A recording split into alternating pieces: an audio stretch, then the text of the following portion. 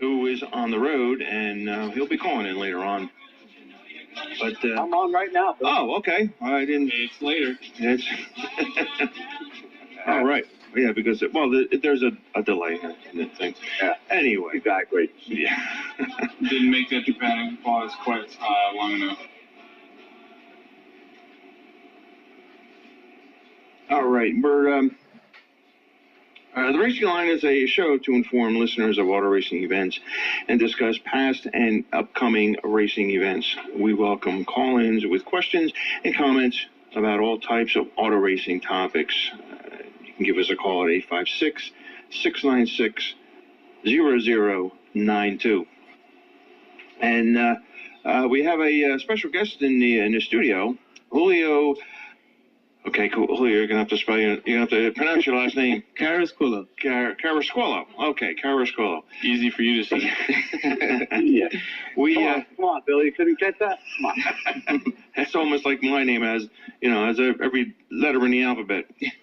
That's Julio, my favorite race control. That's it. Right? He's a flagger at New Jersey Motorsports Park. He works a lot of start with a lot of the race groups. He works pit. He's in the control. He's an all around race worker, I should say. Yeah, he's a good guy, and he's a good guy. Thank you. He spent the weekend down in Summit Point with the AER racing group, along with Chris and Brittany, and we brought him in to kind of explain. He's kind of new at the game, if you want to call it that, and this way he not only has a little bit of experience with local tracks, but now he has a little bit of experience with a not so local track. Let's take this little break here and then Brittany do her thing, and we'll be right back. Hey, little Corbin, you know you're gonna shut them down. The Racing Line is brought to you by Skip Barber Racing School. Over 40 years of legendary racing instruction with a vision towards the future, offering racing schools throughout the United States and Canada. TK Autosports, custom fabrication of quality high-performance vehicles, trackside support, custom upgrades, and vehicle storage. Dillon's RV Centers of Sewell and Berlin, New Jersey. For over 30 years, Dillon's RV has been the East Coast premier luxury motorhome dealer. 47 Motorsports, a full-service race car, high-performance, and street car fabrication and preparation facility. Exclusive offerings include their 4-wheel Superflow chassis dyno and Haas 4-axis CNC machine services. Floor skins, durable floor coating for your home or business, body armor for your floors. All right, we're back. If anybody would be interested in being a part of the Racing Line by becoming a sponsor, advertiser, or a guest, you can give a call to me at 609-805-1709. Who's this me guy? Who's this me guy? Our very own Bill Von Suskel. I should say yours truly, Bill Von Suskel. And there's a couple of other ways you can listen to the Racing Line, not only over the air. You can go to WVLT.com and click on Listen Live, and you'll get a live stream of the shows and then all the radio station broadcast there. You can go to Radiocast FM. That's www.radiocastfm.com, or you can go to TuneInRadio.com. That's an app you can get on your phone. So if you're out of range or in the car riding around and you get out of the range in another state, if you cross the border, and you can get us on over the internet. Or if you're going for a jog and you lost your Walkman. There you go. You lost your Walkman. your cassette fell out, so you can plug us in. But Chris, you had an exciting, prosperous weekend. Well, we did. Jumping to the punchline, we were officially crowned 2018 American Endurance Racing Series champions. There you go. And it's not just one class. It's the entire series, all 5 classes, all 160 teams that competed. So that was a big deal, but we had such a kick-ass beginning to the season that we had it locked up 2 events ago. However, we're not ones to lay down or quit or show up and take it easy. We wanted to, stay in the game, keep proving the point, and give it our all every weekend, and we did. Well, this was a makeup event, right? Well, it was. One of your rain outs? The event was originally scheduled to be middle of September at Summit Point, and as some of you may remember, that's when the hurricane rolled up the coast. And although it didn't end up getting to the track much, there's no way to predict these things. Enter about 15 cracks about weathermen and keeping their jobs and such, but the track and the series decided the safe bet was to go ahead and cancel the event. It didn't get a lot of rain at the track, but a lot of teams and people are traveling from areas, right, including a lot of people that lived in areas that were hit. So I get it; it makes sense. Only now it got rescheduled for a blizzard. That's well, and it was all down south too, right? Yeah, I mean, as a relative term, I mean, blizzard in Virginia sounds kind of weird. Yeah. But they at the track had 6 to 8 inches of snow on Thursday. Right. And a lot of the teams that were traveling had to deal with it. Our car owner actually drove the hauler down a day early to avoid the weather. Beauties of being self-employed. Yeah. And then we actually waited. We, as in the South Jersey folks, contingent, as you will, Julio, Brittany, and myself. We traveled down late Thursday, late enough that the traffic had cleared, but not so late that everything was starting to freeze up. Right. So we kind of sailed right through. And coming in from the coast, it was mostly rain instead of snow. We didn't see any snow until we got close to the track. Right. Well, the track was clear, of course, and the it had been cleared. They literally they had to clear it. They had a brush, plow. Yep, plowed the paddock. Well, it makes it interesting. It makes it it throws a variance in there a variable in there, I should say. So your I guess your strategy had to change a little bit. Well, it certainly did make for a unique experience. Usually dropping a wheel or two off the edge of the track was no big deal. Normally. However, there were snowbanks 6 inches off the edge of the track. Oh, wow. So, Chris, it sounds like you may have benefited from some ice driving Canada lessons. Yes and no. Enough to be cocky enough to go for the win and run 5 seconds a lap faster than the next guy, but not good enough to keep it out of the snowbank myself, I will admit. Boy. Yeah, I had an epic fight for control that lasted a corner and a half, and I lost. Oh, well. But just to show you how crazy the event was and how it was going for everybody or wasn't going for everybody, we ripped the radiator out of the car. We're off the track for an hour, and we still finished in second place after we got back out there. Because everybody, I mean, we had a joke, all the cars with splitters that, he makes extra downforce and keeps the car in the track. Well, now they were all snowplows. Yeah. They set them out front, cleared a track for you. Yeah, exactly. So when it goes to telling the story of the weekend, I don't even know where to start.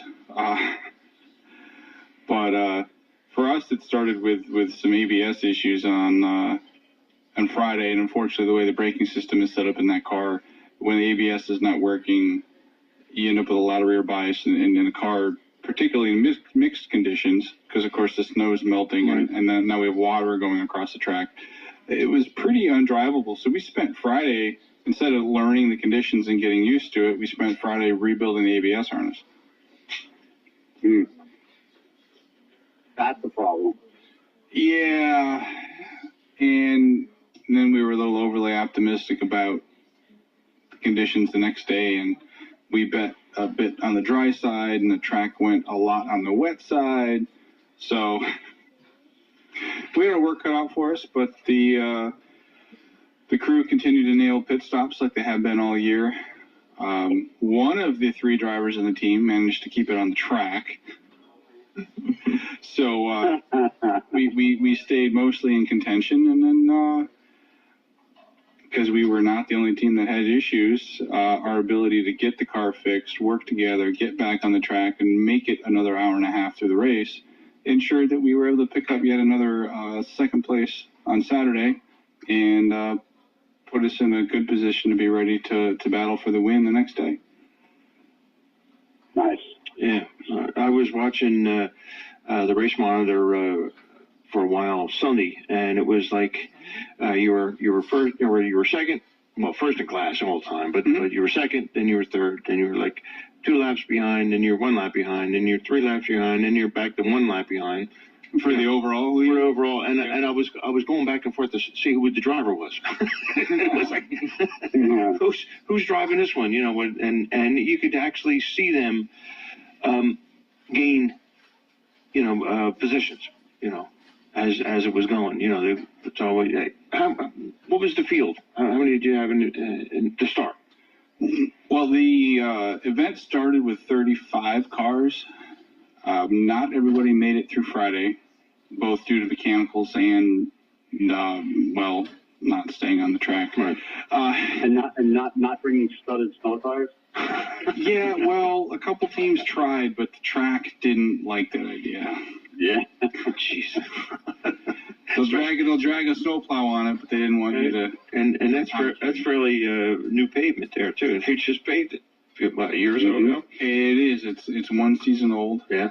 I tell you what. Jumping forward a little bit, when the track was starting to dry out, it actually felt weird for some point to be so smooth. I'm used to the personality, shall we say, that it used to have. So you brought up Sunday. Sunday, we took a calculated risk. I don't know how many of you guys are superstitious, and a lot of racers are. Some aren't. Some of them, it's about doing stuff in the right order, almost to an OCD level. Sometimes it's about luck. You know, that penny that was heads up, or that penny that was tails up that you didn't touch and you ignored, right? Because it was a race weekend. I weekend. wouldn't know anything about any of that. Where do you fall on that scale, Mike? All the above. All the above. So we had an issue. So we didn't talk about it a lot, but the team had some issues at Mid Ohio, and we were trying to figure out what to blame the bad luck on. And one of the things that we figured out is that every time I have started a race for the team, something's happened. Either when I was driving or later in the race when somebody else was driving. Okay. So coming into this weekend, we had decided that I shouldn't start races anymore. It was bound and gagging in pit lane for first day. It's the funniest thing. I set 3 alarms on my phone, and somebody turned them all off, or they changed it to 10 o'clock. I slept right to the start of the race. So that's one way of doing it. It worked, Brittany. It worked. Well, so Sunday comes along, and the team owner says, well, you know what, Chris, I think you should start. And I'm like, are you sure? And we realized that this was actually a good event. As I mentioned before, we'd already won the championship. So, short of causing serious damage to the car, it didn't matter if we won or lost. So, okay. He also brought up the valid point that the conditions were iffy. We just made some major setup changes to the car overnight to try and get the car to handle better in the conditions and get us to be able to keep power down and oh, by the way, keep the car on the track. since two of us had had problems with that the day before. Practice, right? And he says, well, Chris, you're the setup guy. You're the guy that's got the feel for this. I want you to drive the car first, make any changes it needs. We'll do it on the pit stop, and then it'll be better for the other drivers. And I said, okay. And so that's what we did. And first pit stop, we did a couple changes to the shocks, and then it was better. And, I started P2 in class, passed him, ran down some of the upper class cars. One of the other class 4 cars was able to catch me while I was held up. And in the spirit of endurance racing, I decided to let him by and follow him for a while, so that we could both make maximum lap time and also not risk each other's cars. Right. Since it was not a half an hour to go, it was 7.5 hours. Right. To go. Yeah. You don't go out front. Yeah. And I ended up in the car for 4 hours because the race was pretty clean and I was saving fuel and I just drove it until it ran out of gas. Tires on the track. I managed to even keep the car on the track, yes. Well, because he knew where the snowbanks were and he knocked them down the day before. And we had a little extra ground clearance on the front of the car because we'd ripped half the bumper off the day before. But hey, who's counting? As racing. But that's way. Go to a race and look at all the pristine cars when they as they're racing. Oh my gosh! I mean, really? I mean, you guys have seen what a car looks like after the Daytona 24. After Saturday, the cars looked 3 times worse than that. Right. It was between the dirt and the oil and the water that was being dragged across the track. It was pretty nutty. And some teams washed their cars Saturday night. Some teams didn't. Wash the car. We did. We there was no hose, so we got buckets of warm water out of the. You melted snow. You melted snow. You washed the car, right? Yeah. Hey, it's got to be done. You got to present well. I mean, it makes people notice that, and if you've got time to clean the car and make it look good, it's part of racing. It's part of the deal. To us, it is. The level of presentation that we like to keep, and right. Julio seemed to appreciate it. He had his camera working a lot over the weekend. I think we've got. Since you're talking about Julio, there, what role did you play during this fiasco of the weekend? I was pretty much helping with whatever I can. How many tires did you change? I think one set I helped change a set of tires up in the. Let me write that on the list. Things you do. Well, I torched quite a few lug nuts. Well, you got another crew member. Absolutely, he jumped right into the mix. He's. I'll let him tell more of the story, but he's a Penco Tech graduate. He's a big car enthusiast. He's knows his way around the cars, and that's part of what brought him to the racetrack. But he was new to crewing at a racetrack, but certainly has an aptitude for it. So he was picking things up quickly. Oh yeah, but he's been around cars for a while, so racetrack, race cars, and pro and amateur and everything. So you kind of knew. It's just the touchy-feely part of it. Oh yeah. Get involved with. It's a learning experience every time. Oh yeah. So we heard a little bit of the story from my point of view, but I do it all the time to a certain extent. I'm a little jaded, I guess. It's funny. I grew up watching Michael Schumacher not be very emotional on the podium and think where's the personality? Why can't he smile? Because he just won another race. And after winning 8 races this year, I kind of understand it.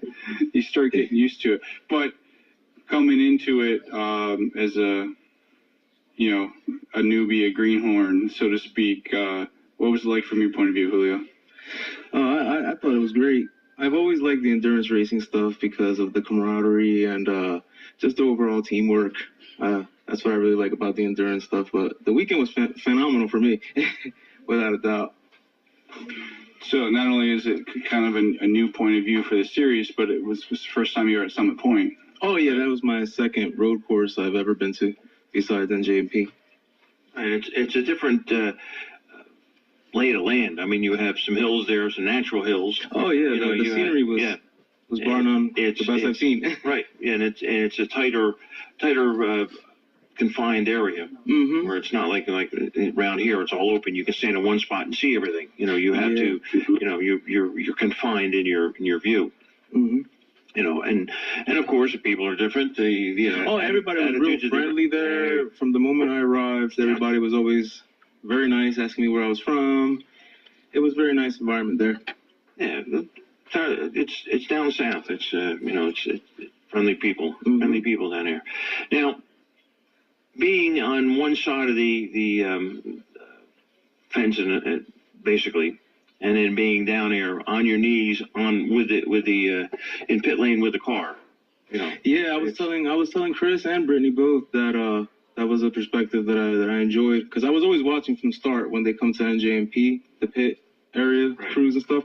But actually being a part of it was special. I enjoyed it a lot. You're looking down on them, and now you're one of them. Yeah, I don't mean something else. looking down in a bad way, but you're up in the tower Oh no, of looking course, down. of course. You know, it's not an attitude; it's just your position. You know? Yeah, the bird's eye view. Yeah, Yeah, it's completely different. really different, right? Well, then you're in the paddock. You're with the crew. You're talking with the crew. You're feeling their attitude. You're feeling their pain. Oh, you know, of course, and their joy. You know, it's different. It's entirely different aspect. And well, it's all racing, and everybody has their position in racing. Everybody has their their place. Mm-hmm. So, but all in all, will you do it again? Oh, I'll do it again. There you go. Whenever that's I'm all invited, I will be there. Well, now you really can go. That's one thing about the racing. You don't have to be confined to one particular track. Yeah, You have a free weekend, and you can hop on a car and go check out another track, and you can actually work with them. Definitely planning on doing that in Julio, 2019. just be careful what you ask for or wish for, because that word free that's been used the last couple times in the last couple sentences, drivers like that when their crew is free and do a good job. And I have a lot of free time on my hands. Yeah. Double meaning there. So, Yeah. I'm making note of that right now. Now, you had a different area, and you had a different atmosphere because you had snow down there and you had colder weather. Oh yeah. Versus up here, usually when it's they don't do anything around here when it snows. The place shuts down. Yeah, over there they did whatever they could to get the track clean, to get the cars on track. I was impressed by that. Oh, that's a big group. So, Chris, you started out with 30 some cars, Mm-hmm. and what did you end up with? I'm not sure how many cars actually took the finish on Sunday. Probably half that, maybe a few less. And in fact, the race got ended about 10 minutes early because somebody grenaded their engine on Front Straight and oiled it down all the way to turn 1. Oh, jeez. Wow. We kind of been used to dealing with some slick conditions, but that was one step too far. Oh, yeah, it was too slick. Now, you said an endurance race, and this was, what time did you start in the morning? When did you end, and how long was it? Yeah, so I guess to catch people up a little bit that haven't caught our AER, American Endurance Racing Series, chatter before, their standard format is to run, practice and qualifying. So practice Friday morning, qualifying Friday afternoon, for a total of about 8 hours on the day. The racing, there's a separate race Saturday and then another race Sunday, race 1, race 2, generally 9 hours long. Because of lack of daylight this late in the season, this race ended up being scheduled to be 8 hours.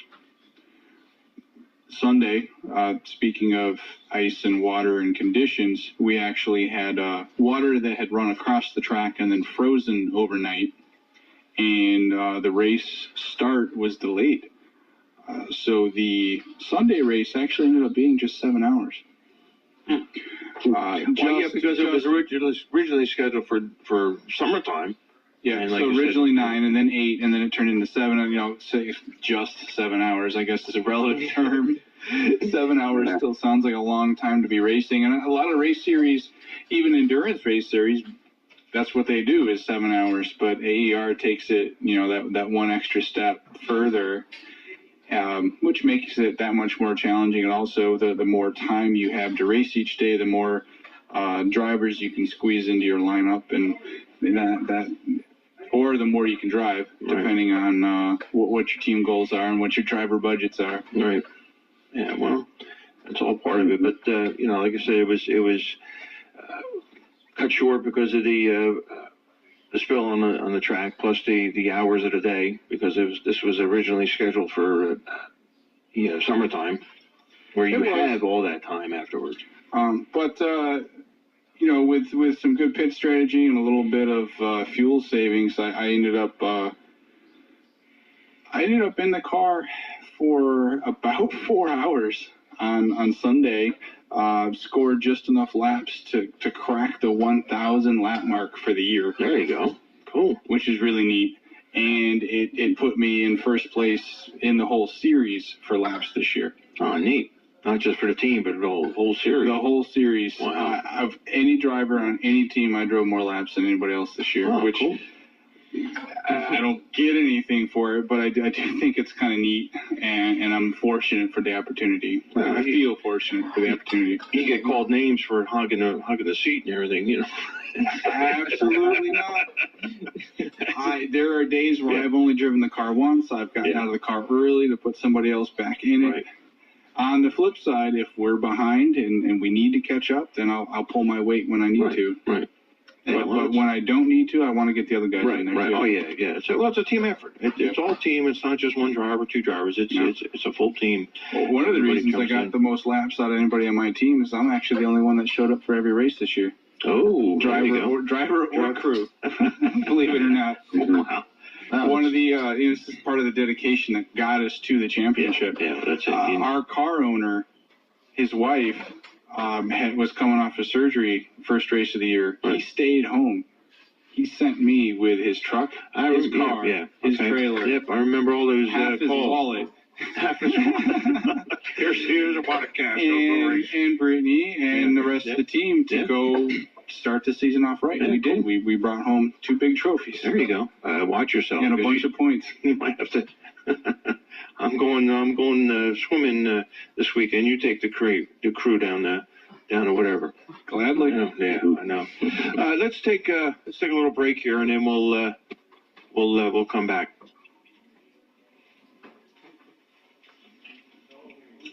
Skip Barber Racing School is the world's largest premier racing school. They operate a fully integrated system of racing schools, driving schools, racing championships, and corporate events. No other organization delivers the same high-quality instruction, equipment, and memorable experiences. Skip Barber's vast training experience and knowledge, along with 41 years of continuous demand for Skip Barber-trained drivers.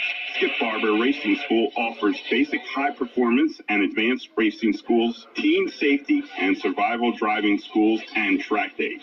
Skip Barber Racing Schools are offered at New Jersey Motorsports Park, Lime Rock Park, and locations throughout the United States and Canada. Skip Barber Racing School, iconic brand, modern future. Schedule your driving school or your next corporate event at the Skip Barber Racing School. 866-932-1949 or www.skipbarber.com. The new shop floor looks awesome. Thanks. Who did it? Floorskins, of course. This floor is virtually indestructible. You name it, it's hit this floor with no chips or cracks. The Floorskins floor system really is everything they said it would be. What do you think of my Dallas Cowboys logo in the floor? Whatever. This is the Northeast. We have Eagles around here. Floorskins Elastidex system remains flexible, bridging cracks and gaps to resist impact fracture. And Floorskins polyaspartic top coat system resists even the harshest of chemicals. Call 856-455-6777 or check them out at floorskinswithaz.com. That's floorskins.com. 47 Motorsports is a full-service race car, high-performance and street car fabrication and preparation facility located on the grounds of New Jersey Motorsports Park. Services include wiring, engine tuning on their four-wheel Superflow chassis dyno, full-service mechanical, chassis and suspension setup, restorations, transportation, trackside support, and they offer long and short-term storage in their secure and climate-controlled facility. 47 Motorsports can also design and manufacture custom components on their in-house Haas Sport Axis CNC machine. 47 Motorsports is a certified cop kart dealer with karting parts sales and service with trackside support. 47 is partnered with VP Fuels and Motul. 47 Motorsports, 1 Motorsports Boulevard, Millville, New Jersey. Phone 856-765-5858. That's 47motorsports.com and Facebook at 47 Motorsports. Email them today at info@race47.com.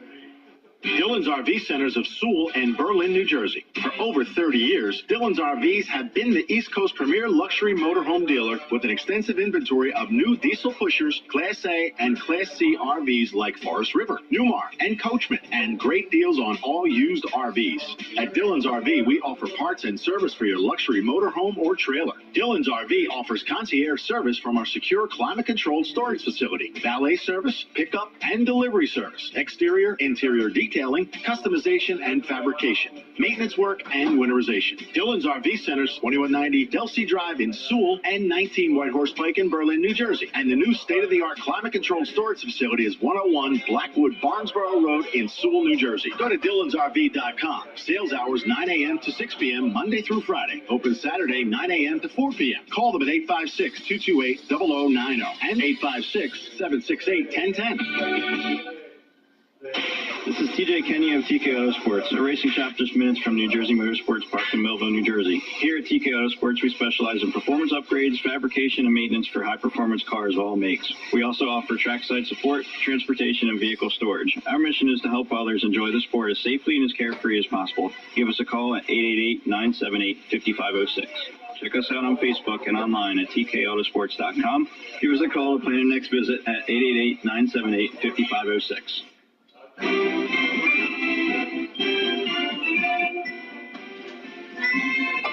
right, we're back. We're just having a little roundtable here with Mike on the line, and Julio to my left, and Chris to my right, and Brittany behind, sitting in the corner trying to follow what we're talking about. But paying attention to the music, Julio? Paying attention, yep. Now, Julio, this music that's been playing, can you recognize what it is?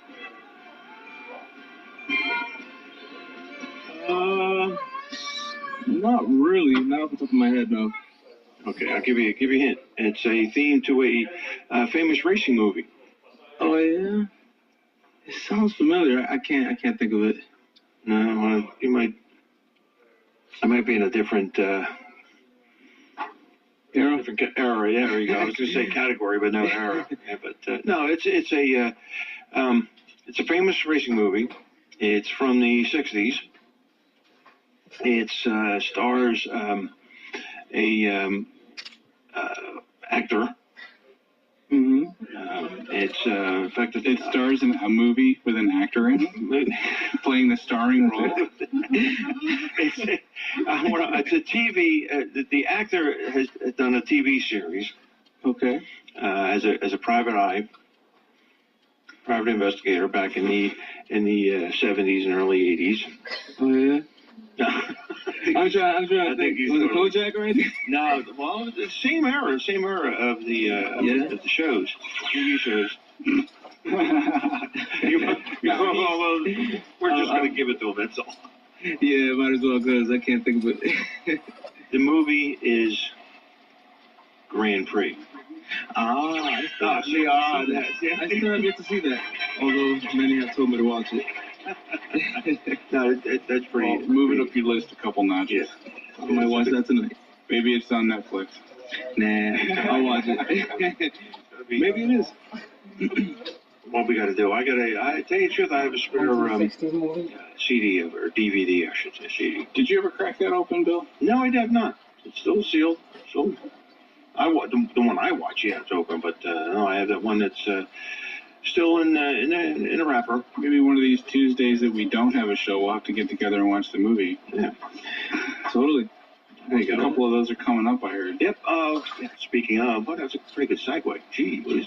Anyway, December 25th, Christmas Day, Tuesday, and January 1st, New Year's Day, it's a Tuesday.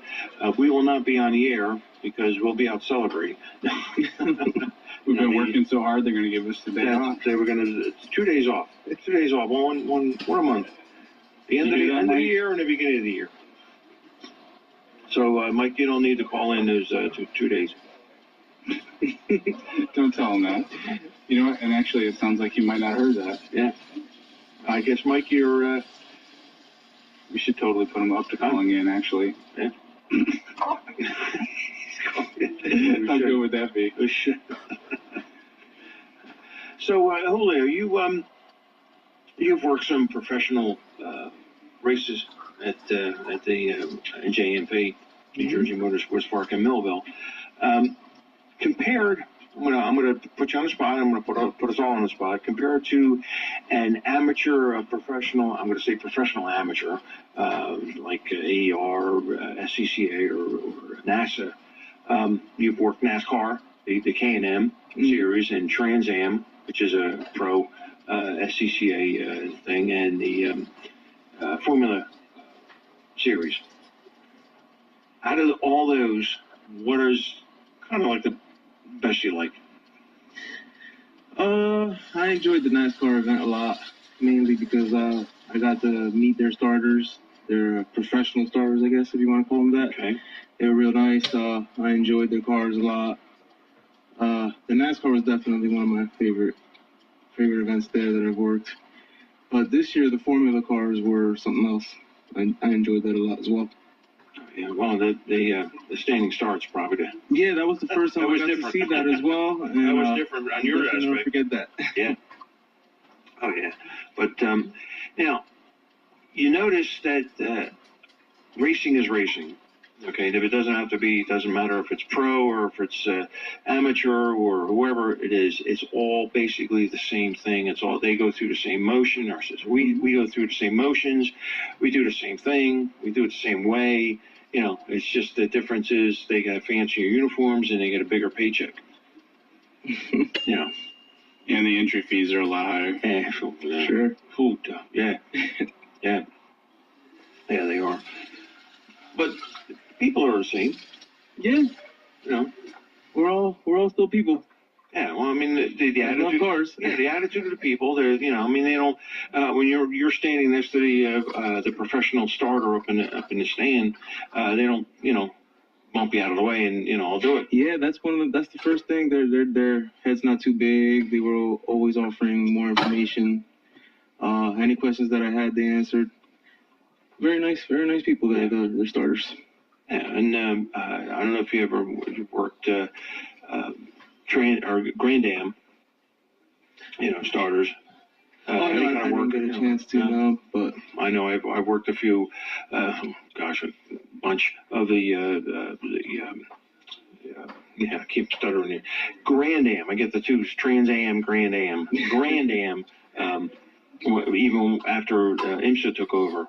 But they're decent people. You know, I worked with a guy that, in fact, I was down in Grid for a number of years.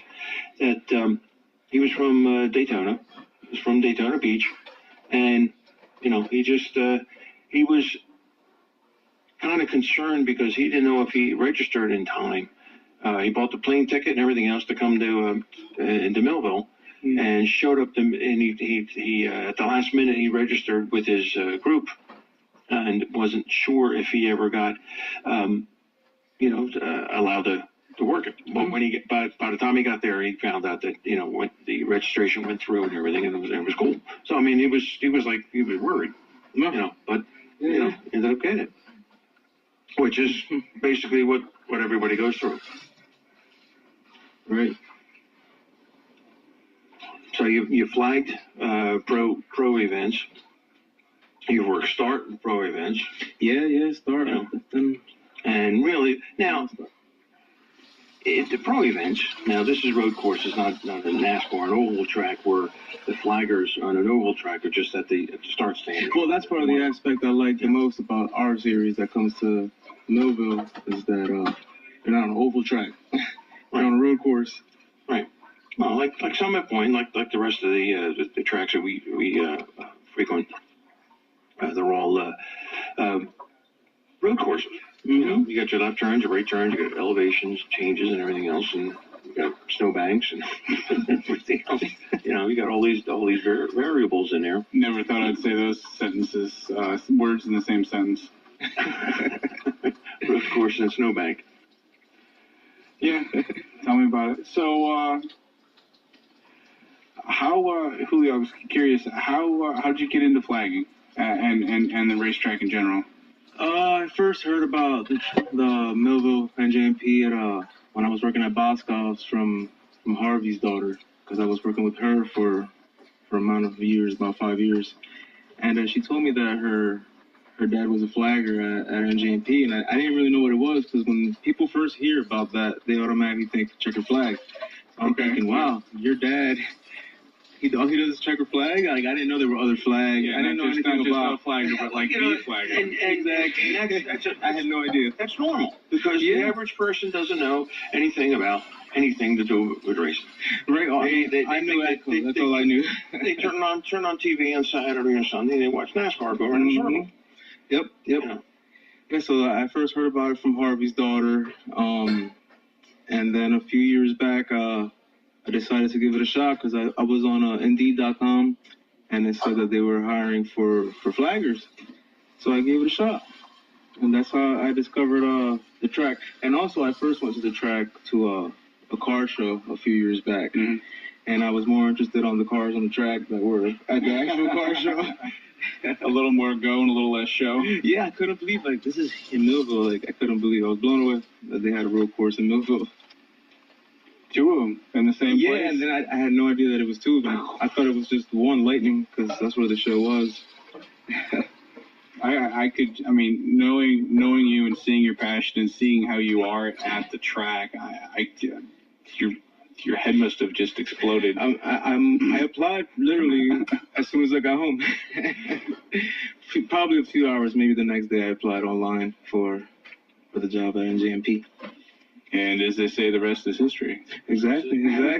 And I can attest firsthand the group, one of the groups that I run with, I should say, always requests you. Yeah, I've had a few of them this season. Yeah, they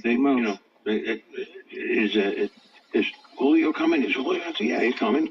You make sure you tell him to come up and, it's fine, come on, And of course, I bugged you. I've chased you around a few times. Yes, for this past SCCA event, you sure did. You make sure you go up there. You make sure, you see Dave. Go to see this one, go see that one. Make sure. It's funny.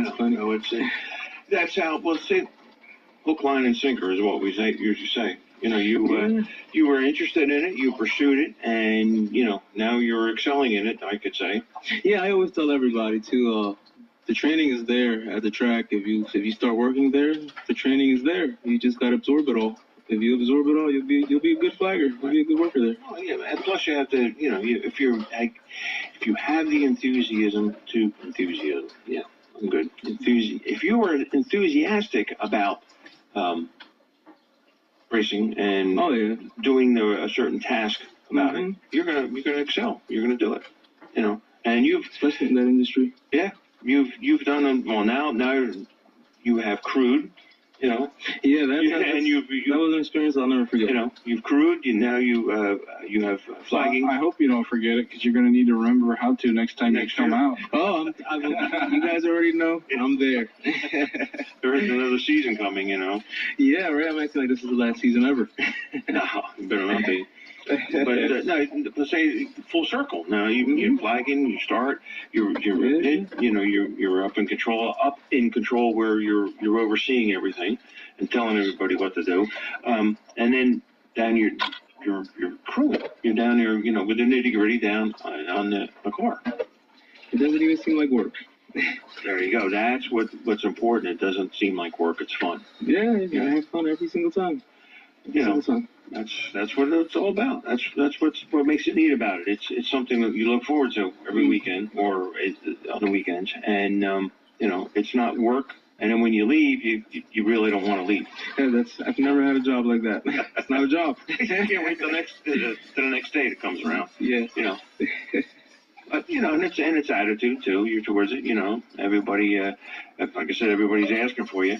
You know, these teams and these crews, these groups come into town, and you know, where's Julio? Where's Julio? You know, unbelievable feeling. That's good. That's good. That's why we brought you in, because you know you have the initiative and the will and the interest. Well, yeah, and on a similar note, I mean, that's one of the reasons that we wanted to invite him to come out and, you know, and experience the endurance racing with us. You know, not only did we know that he'd enjoy it, but we also knew that he'd be able to benefit from it personally, and also quickly be able to learn how to contribute to the team. So it was like a win-win-win. That's one thing, though. I didn't want to be in your way when we were out there, so that's why maybe I was out of the way often, because I wasn't trying to interfere with the way you guys do things, but I was trying to absorb it all. So no, it's a balancing act, and I'd say you struck it well. You know, some of the new guys do get in the way and do get tripped over, and you struck a good balance between, quote, being out of the way, but also being right there in the loop, within reach, and able to help as soon as you were, you know, as soon as it was needed, or as soon as it was your time to do your job, you know, type of thing. Well, it was a pleasure. Yeah, you're not enthusiastic. You can't even talk tonight. You're not over enthusiastic where you get in the way. Yeah. I've been the way before, so I learned quick. You're sitting back. You're watching what's going on, and then you're getting in at the right time, at the right moment. You know, but which is good. That's great. I mean, you know, I hope it sticks with you. Oh, it definitely did. You know, definitely did. Because it's very, very. You've impressed a lot of people in the field. Well, that's something else. I can't believe that. Well, that's good. That's good. And we just got to make sure that he gets a muffler for that car. Well, turbocharger might quiet it down a little bit, right? Maybe. Has muffler sticking out the hood. There you go. That's it. You just got. Well, you probably need to open it up, and the best place to open it up is on the track. Oh yeah, I'll be out there. Hopefully, Track Night in America or something next year. There you go. Yeah. Really, for those on the line that wonder what the heck we're talking about, you want to give the Toyota a little love on the radio, and then tell us what you have planned for it? Sure. I have a 96 Corolla. I'm putting JDM Toyota MR2 turbo engine in it. Converting it to stick shift, big brake kit, more suspension work. Simple things. It's gonna have quite a bit of power. You know, somebody hears 96 Corolla, but they gotta see this thing. I mean, it's like a show car. And this was your first car? No, it's actually my second car I've ever had. Okay. I had an 89 Corolla before that. Toyota, man. Yeah. Reliable, free cars. And it's not that it needs a muffler. It's just it's straight pipe. It's got mufflers, but it's a little loud. Yeah, just for those. I'm always teasing him about get a muffler on that, will you? Oh, it's funny. And he comes in the paddock, and he's get a muffler. I can hear you coming through the gate. Well, at work it sounds stock compared to some of those race cars that go out there. It's all relative, right? Yeah, we're just teasing you, that's all. I know. Didn't sound too loud at the track, and then I heard him leaving Sunday night, and I'm like, geez, that's kind of loud at 11 o'clock at night. Yeah, well, it's a calling boy for me. And I was halfway down I was halfway home by then. All right, well, Julio, it's a pleasure having you here. Hey, it was a pleasure. Pleasure being here. We always take a light, and we have a lot of fun. And thank you. Don't be a stranger. you know, I definitely I'm will. sure you guys, you and your friends are listening and keep listening. Definitely will. Definitely will. So, I want to thank everyone for listening to the Racing Line, and tune in every Tuesday night at 7 p.m. to 8 p.m. for the Racing Line, WVLT 92.1 FM, the Cruising Good Guys. And Chris, I want to thank you again for being here. And Finally. If you're on the set the kind of record I don't like to set. You're on the road. You know, 3 weeks in a row. Well, you know, it's not that you're sitting home, you know, dogging it. You're out racing. You're out doing what we do here. We experiencing the sport. That's right. You know, we're talking racing. You guys do the racing. You know, and I'm always in the studio. You know, but now we're gonna next season. We got plans. We got. In fact, the runoffs are VIR this year. They will be. SCCA national runoffs, where they settle the national championship. That's right. And so it's that's something to look forward to. Plus, you know, we got Watkins Glen to look forward to. We got Thompson to look forward to. We got the NASA championship will be on this side of the country. It'll be at Mid-Ohio. There you go.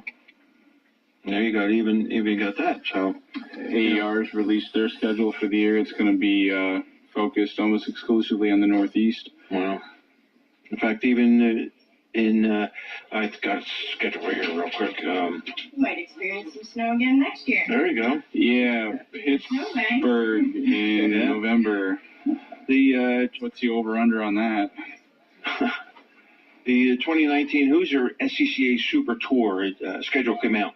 And VIR is again, let's see, should be April, right there, April 12th and 14th. So April 12th and 14th at the VIR, and then in October for the runoffs and VIR. So, you know, but stay tuned for the Show and Go Garage with Ben Nataro and Johnny Quinn.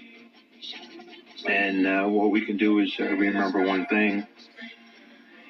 If you're not having fun, you are probably doing it wrong. Probably that's why we have fun here, because we don't do it wrong. Little Cobra, don't you know you're gonna shine?